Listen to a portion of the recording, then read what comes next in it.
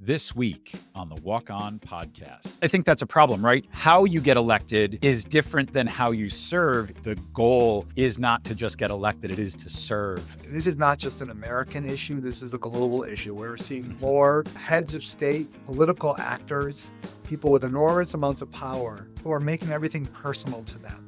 What's being missed is that they have a fiduciary and oath obligation to serving everyone, not just their group of friends, not just the people who voted for them, but they have to serve the entire community. And hopefully, the promise and the great American experiment, at least, is that if you do that, people will be better off and they'll continue to elect good people into public service. Hello and welcome to the Walk On podcast. We are in season 5, if you can believe it.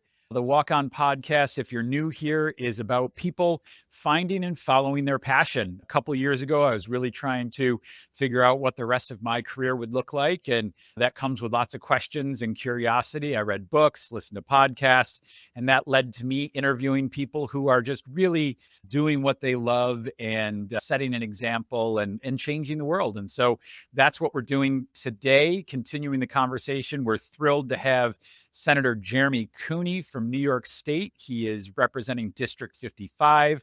He is the chairman, Committee on Transportation. Those are the formal titles. He's got many more. He's got tons of accolades. Actually, he was just ranked number 14 on this year's City and State New York Albany Power 100. I know him as a fellow Hobart graduate. He's a friend. He's a champion for Rochester and New York, and just truly a policy leader, a passionate person who's committed about our communities. And so, Senator, welcome on. Michael, thanks for having me and for a very generous introduction, and glad to be with you. Well, thanks. And why don't you tell us a little bit more about yourself, your family, your work, and then we'll dive into your career and the passionate work that you're doing now. Well, that sounds great. Well, I am a member of the New York State Senate. There are 63 senators in New York State. I represent the greater Rochester region in that Senate. I have been a member of the Senate. This is not my third term, hard to believe. Time flies. Time flies when you're having fun, right? And I serve in the Senate majority. In that capacity, I serve as the chair of the Transportation Committee, as well as the chair of the Subcommittee on Cannabis. So transportation and cannabis don't necessarily seem like they fit together, but they are both very important areas of public policy that require the appropriate level of legislative oversight. And I'm very honored to have been asked by our majority leader, Andrea Stewart-Cousins, to serve in that capacity. But I serve on a number of committees, including the Finance Committee, the Insurance Committee, the Arts and Cultural Affairs Committee, and the Codes Committee, which deals with all of the public safety components of state law. So as a lawyer, as a public policy student, as a citizen of New York, it brings me great pleasure to represent my hometown, and hopefully we'll be able to keep doing that. Yeah, well, we hope you will as well. You've done fantastic for the region. So talk to me a little bit about how did you get into politics? Where did this, because it is a sickness or a bug or a passion. My wife thinks it's a sickness, right? But where did that come from for you? Yeah, fair enough. Well, look, I don't come from a family of politicians or lawyers. My mother was an English professor at Monroe Community College for 35 years. And so politics was not something that came naturally, if you will. That said, I've always had a sincere interest in community. And let me tell you what really informed that interest. I was adopted from an orphanage in Calcutta, India, and came to this great country at a very young age. I was adopted by a single mother, and my mother raised me in the city of Rochester, where I still live today, and went through public schools, Rochester City Schools. In fact, I'm the first Rochester City School District graduate to serve in the Senate in over 40 years. Feel very proud about that. We'll talk about that a little bit later. But all of that I share because it really has given me an enormous amount of gratitude for being in this country, for being in New York. And when you're raised by a single parent, you are given a lot of love by that parent, but you're also given a lot of love by the community. And so whether that was my faith community, my church, whether that was my Boy Scout troop, whether those were teachers in my classroom, everyone really pitched in to help me get to where I am today. And so I've looked at my career and always tried to focus on giving back, to really reflect that gratitude that I carry with me today. Yeah, I appreciate that. And you mentioned the word community a couple times. And, I think politics gets such a bad rap. And it's, what's happening nationally, we hear about scandals, we hear about things being taken away.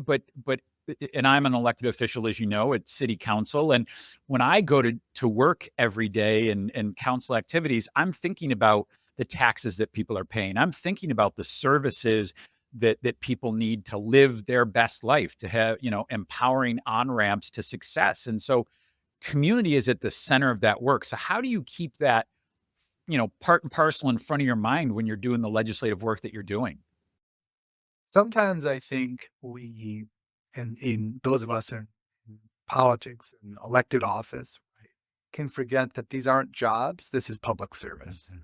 And I'm not just saying that as a kind of trite expression, but there really is a difference, right? Public service is always rooted in who you are serving, and that is the key.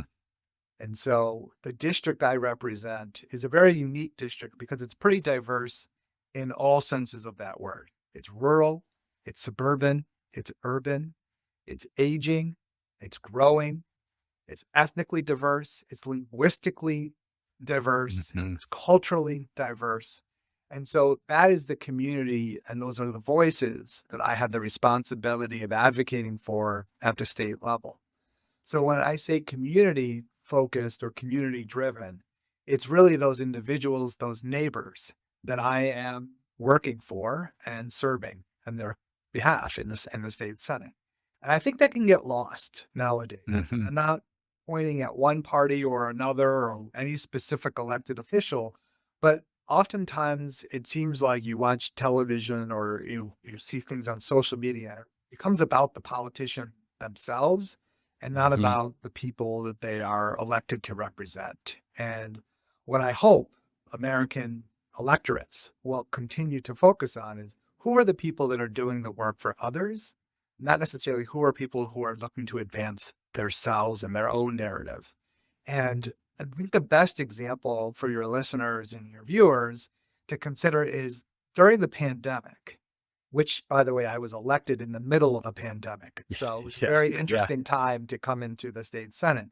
But there was that expression that has really stayed with me, which is look for the helpers, right? Find the helpers, right? So whether they are people during the pandemic who are helping hospitals and nurses and healthcare providers achieve what they were trying to do to keep us safe, or whether they were people in the community who are meeting the needs with food banks and cupboards or dropping off children's books, et cetera, right? These were the people who were trying to make life better for our neighbors. I think we need elected officials and public servants who are helpers, first and foremost, before they are helping themselves. I love that. Look for the helpers. And, as you think of where we are and not to get too far afield, but I think that's a problem, right? How you get elected is different than how you serve in the sense of you have to go raise money. You have to be visible. And so it is about you. And I think certainly at the congressional level and decisions that the Supreme Court made with money is speech, it makes that, it forces that more, I think, than in many years. And so I think it is wise for people to remember that the goal is not to just get elected. It is to serve and bring those two back together. Amen. I couldn't agree more. And look, this is not just an American issue. This is a global issue. We're seeing more heads of state, political actors, people with enormous amounts of power who are making everything personal to them, right? And what's being missed is that they have a fiduciary and oath obligation to serving everyone, not just their group of friends, not just the people who voted for them, but they have to serve the entire community. And hopefully the promise and the great American experiment, at least, is that if you do that, people will be better off and they'll continue to elect good people into public service, right? And so That's what we have to maintain our commitment to, our fidelity to making sure that everyone sees that government is working for them at all different levels, Yep. whether that's picking up the trash on time, making sure the streets are plowed out correctly during the winter, and make at the state level, making sure people get their benefits and their health services and the roads are working. And at the federal Yep. level, making sure that the money is going to the appropriate organizations and groups and governments, right? So if we're all Yep. doing our job the right way, then people will feel that government is working better for them. And when government works better for them, it continues to make sure that this great American nation will continue to dominate the rest of the world. Yeah, I love it. And we're going to pivot to some of the policy machinations from this session.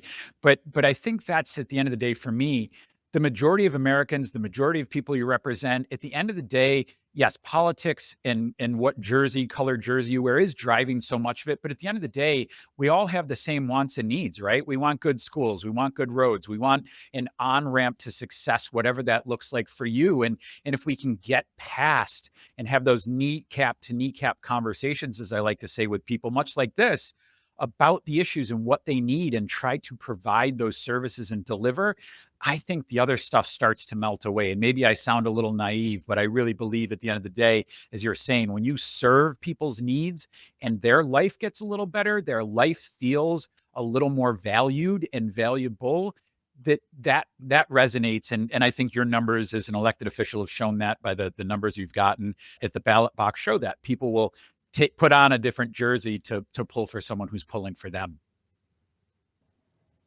Yeah.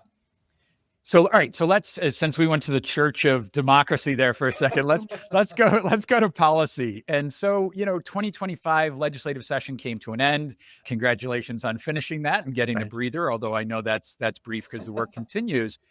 But what are most of the accomplishments that you're most proud of, or the pieces, one or two pieces of legislation that really resonate as something that you think was important this session that you drove or that the state accomplished? Well, there's a number of things that I think that we can be proud of. And to your point, Michael, about how are you delivering? What specifically are you doing to improve people's lives? I think that is something that we took very seriously certainly in the state Senate, but really across state government. With all the different changing levers at the federal level, now is a time when the community who sends us to Albany for the first half of the year to make sure that we are coming home with something to report. And a couple of things that I think stand out is how we are delivering for one of the most vulnerable populations in New York, and that is our children. Our children have a lot on their plates, a lot of responsibilities in a very rapidly changing geopolitical world, between political conflicts, between climate change, between shrinking resources, between aging populations. This is a generation, including your own son, who will have a lot more to deal with. And so how are we as lawmakers in 2025 going to help them? And again, back to community, the community that I represent in Rochester, 50% of children in the city of Rochester live below the federal poverty line. Yes. And this is not a new thing. This has been going on since I was growing up in the city of Rochester. And so two things that kind of jump out to me in the state legislative process that we delivered on, I'm really proud about. One is expanding the child tax credit. Now, we know this works because during the pandemic, the federal government expanded the child tax credit, and you brought a lot of families out of poverty. But New York has now taken the next step. So for children in New York State, if you are a child under the age of 4, your parent will be able to claim a $1,000 tax credit for you. If you are a child above the age of 4, then you get a $500 tax credit. Now, that may not seem like a lot of money, but for families who are making between $14,000 and $20,000, that is a world of difference. And again, it's part of the piece of the puzzle on how we deal with generational poverty across our state. The other thing we did for children financially is something brand new, which is kind of a derivation of the baby bonds program that Senator Cory Booker started when he was Mayor Cory Booker in the city of Newark, New Jersey. And this is an idea of kind of putting money aside for children who are in low income families so that when they turn 18, they have the ability to have some nest egg or some resources to go to college if that's their choice, buy a set of tools if they're joining the trades, buy a car if they have to get that car to go to work. They don't have generational wealth to draw upon. They don't have an aunt who has a savings account for them, So this would equip them. So we have started that in New York, that children will receive $1,800. Now that's a one-time payment. Senator Booker, his policy proposal would be a payment every year up until age 18. I, of course, would love that. But with limited resources, we wanted to do something. So $1,800 for children who were born in New York State whose parents or guardian is currently receiving some sort of financial assistance, welfare benefit, etc. So it's a good way to kind of invest in kids and make sure that the parent has the resources from day one to be able to make sure that they can get to their doctor's appointment, make sure that their bellies are well fed, purchasing books so that they can start the literacy journey. Yeah, I really appreciate that and that focus. And I actually just met with folks from the United Way this week where we talked about, the ALICE line, the asset limited income constrained employed line. So, if you have 50% of Rochester is at the poverty line, for instance, in Canandaigua, 9% is at the poverty line, but 49% are at that ALICE level, which is the working poor. These are folks that are one, car bill or one trip to the emergency room or a $3,000 ambulance bill away from homelessness or away from food insecurity. And so everything we can do to put tools, literally and figuratively, in their toolbox to have some stability is critical. And I think that, the number that you started at the beginning, which sort of what brought this up for me, is we're still considering the poverty line $14,000 to $20,000. It's a number that hasn't been adjusted in 50 years. And there are many people, that's where that ALICE number, as is really impactful, because if we can get legislators and policymakers to start thinking beyond the poverty line and more into what does it take for a family of four to actually live in Ontario County, it's $103,000. That's the ALICE level right there. Wow. So a lot of people, $103,000 is a lot of income. And if you're not making that in Ontario County, you are paycheck to paycheck. And I may be taking us off a little bit, of course, but I've been thinking a lot about this, is that there's a disconnect, I think, from a lot of people when you're talking about social welfare programs of people who don't work. But what we're seeing, especially in the Greater Rochester region, is we're seeing a lot of the working poor. So these are not people with physical disabilities who are unable to work, or these are people who may be working 2 or 3 jobs, but the wages in those jobs don't support or add up to that $103,000 mark that you just mentioned, Michael. So they may be working around the clock, but they're making minimum wage. Now, New York has raised its minimum wage, certainly well higher than the federal minimum wage level, but it's still not enough. And sometimes people are quick to blame the employers. And, that's really just not fair, because it's both, right? Both the worker and the employer, or the job, right, has to find ways to make the numbers work. And remember, a lot of these, fast food type jobs, I'll pick on Wendy's. You go work at Wendy's, you're not making much more than minimum wage. But was that job really designed to help build generational wealth? No, right? That job may work for a 16 or 17-year-old, or maybe even someone working part-time during college or something like that. But is that meant for someone to spend 20 years at and to get a pension and to take care of their family? No, it's not. So how do you upskill individuals and empower them to be able to get some of those jobs, many of which are going unfilled, to be able to earn $50,000, $60,000, $70,000 of income to better take care of their families? And that's a challenge that state lawmakers and local lawmakers are trying to figure out. And I'm sure it's not totally unique to New York. But again, I think in upstate New York, again, remembering our legacy of large employers like Kodak and Bosch and Lomb and Xerox, right? Those jobs are fewer and far between. So how do we create a pipeline of workers to go into those jobs so that people can move away from those low paying minimum wage jobs into more sustainable careers. Yeah, 100%. We could spend a whole other podcast, talking about how do we empower people to have on-ramps to success. And there's, trades and education and all sorts of things, but it's obviously a complicated process. So glad that we've taken that step. Thanks for that update there. So on the back half of this interview, what are the most pressing issues facing the state that you want to work on next? So I mentioned I'm the chair of transportation. And transportation is far more than just getting people from point A to point B. It's the affordability side of it. It's the convenience and time side of it. Michael, you used to live in Atlanta, and the traffic in Atlanta is horrific. It's probably only gotten worse, truthfully. Yes. Right? And our friends who live in places like New York City or Boston or Los Angeles, they know traffic, is part of their daily life.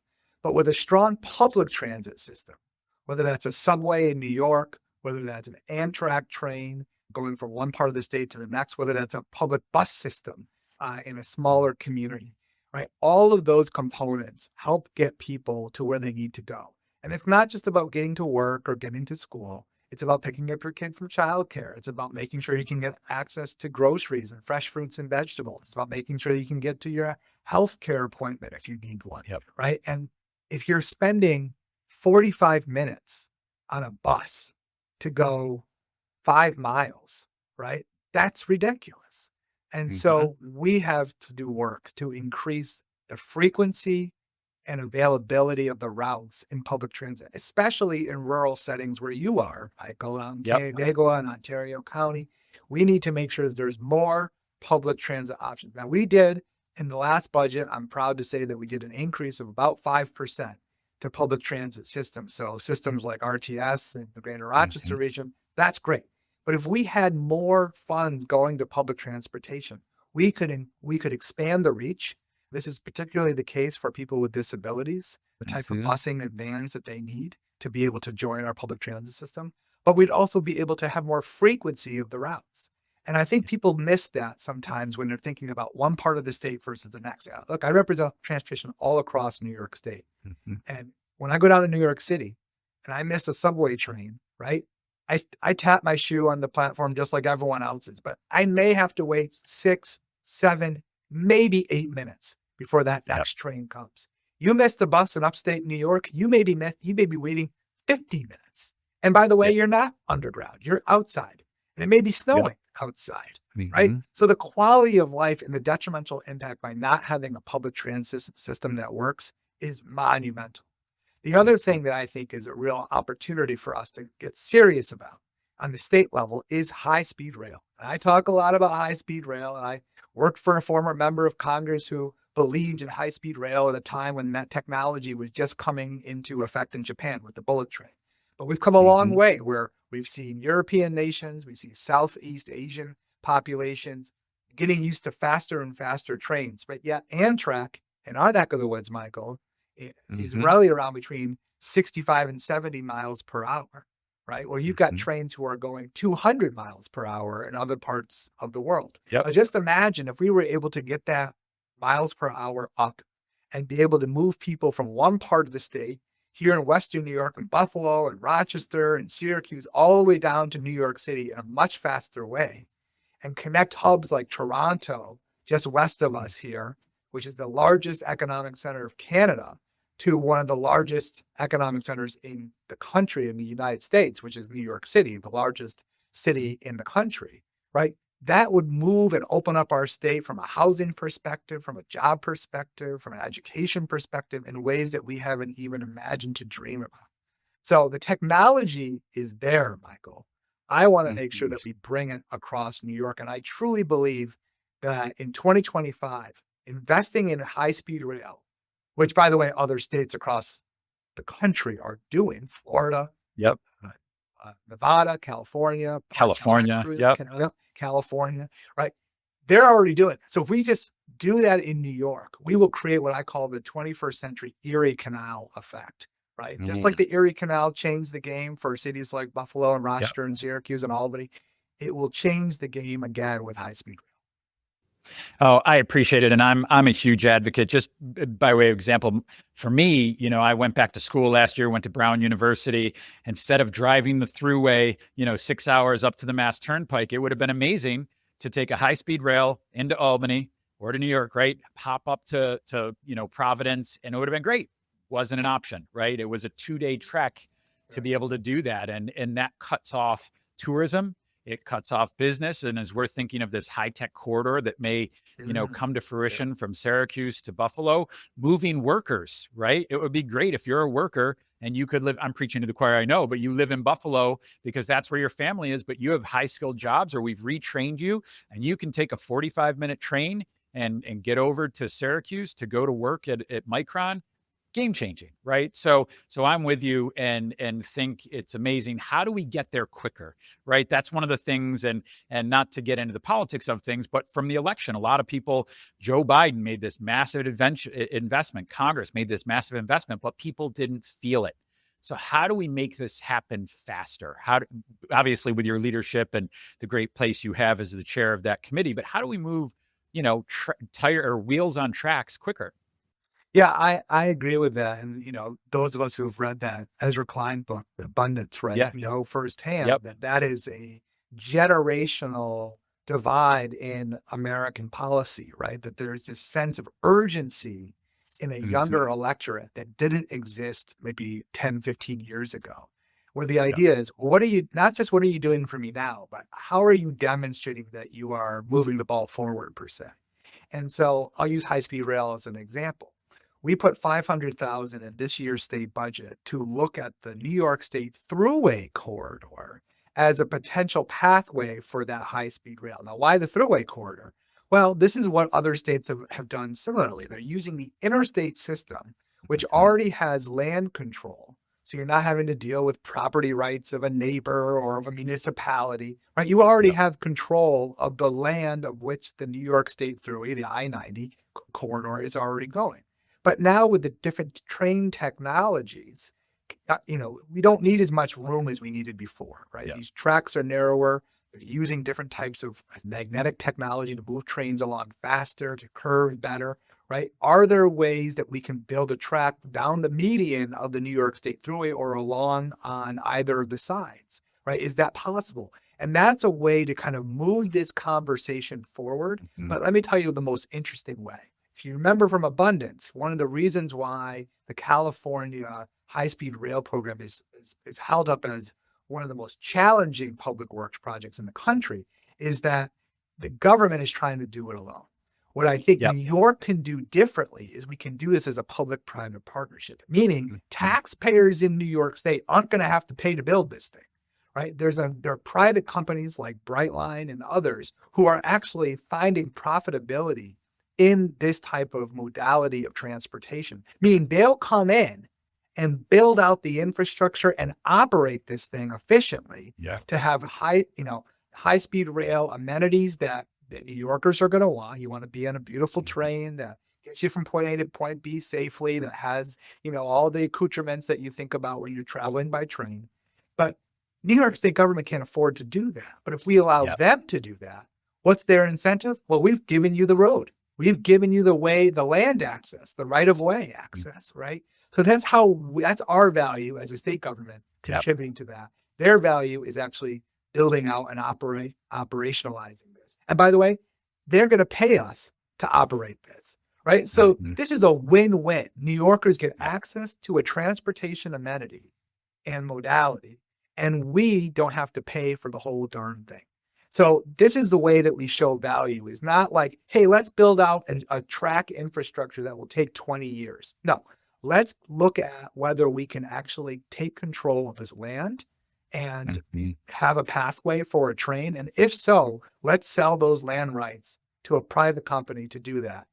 But make sure that there is still an affordability option so that all New Yorkers can benefit. I love it. Well, we're wrapping up here. Clearly, you have a passion for this role. Clearly, you have a passion for the work. I wish more people, and hopefully they'll see that from here, that politicians actually do love this work. They care about this. They're trying to solve problems for communities, you said. So I'd love to leave it here. What advice do you have for others that are looking to find their passion and purpose? So passion and purpose has to come from your heart.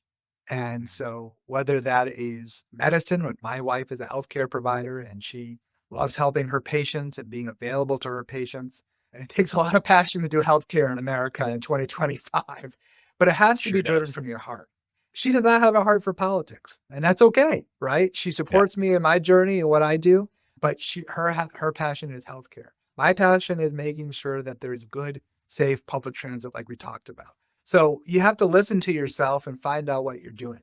Also, by the way, passion and purpose doesn't have to be your job, right? You can have a job that is meaningful and allow you to provide for your family, but you have a passion and purpose that allows you to do all of those extracurriculars, as we say, right? Yeah. Serving on boards, volunteering your time, reading to children in a school setting, volunteering in a hospital. All of these things can be driven by that heartfelt passion and purpose, but it doesn't have to pay your bills too. So if you can find both like I did, public policy and being an elected representative, great. But if you're in a job that you like, you have got great coworkers and it pays the bills, but you want to follow that passion and purpose and give back so you have that meaningful experience in your life, then find that too. Well, I love it. And it always welcome a reminder to civic engagement. So I appreciate that. Senator, how can people find out more about you? Well, you can go to our website. It's just jeremycooney.com, or you can Google me and it will pop up. We also have a governmental website, which has all of our programs and bills, and that's ROC Senator, ROC for Rochester, of course, rocsenator.com. So you can find us online, follow us on social media at Senator Cooney, Cooney, and come along on the journey. If you have something you want to contribute or an idea you want to share, we're always welcome to hear those. Awesome. Well, this has been a treat, Senator. We appreciate you beyond. Senator Jeremy Cooney, Chairman of the Committee on Transportation. This is Walk On Podcast, people leading with passion and purpose, providing a roadmap for your personal journey. Hear their stories, find your passion, walk on. Senator, again, thanks for being on. Thanks, Michael. Next up on the Walk On Podcast. We want our children to learn. We want our children to gain skills. And you can't just throw someone in a classroom. You have to know how to teach. So how do you bring that to life with the students that you're working with? You're right. We really do, as a society, need to rethink the way that we value teachers. And we need to understand that entrusting our kids with teachers who really, when they're in school, they're spending more time with teachers than they are with us. What is the function of schools? What is the value of schools? What do we want schools to do? Do we believe, as John Dewey said, that schools are the engines of democracy? Like, are schools really preparing civically engaged people who are going to keep the world running? Then, that's a tremendous responsibility.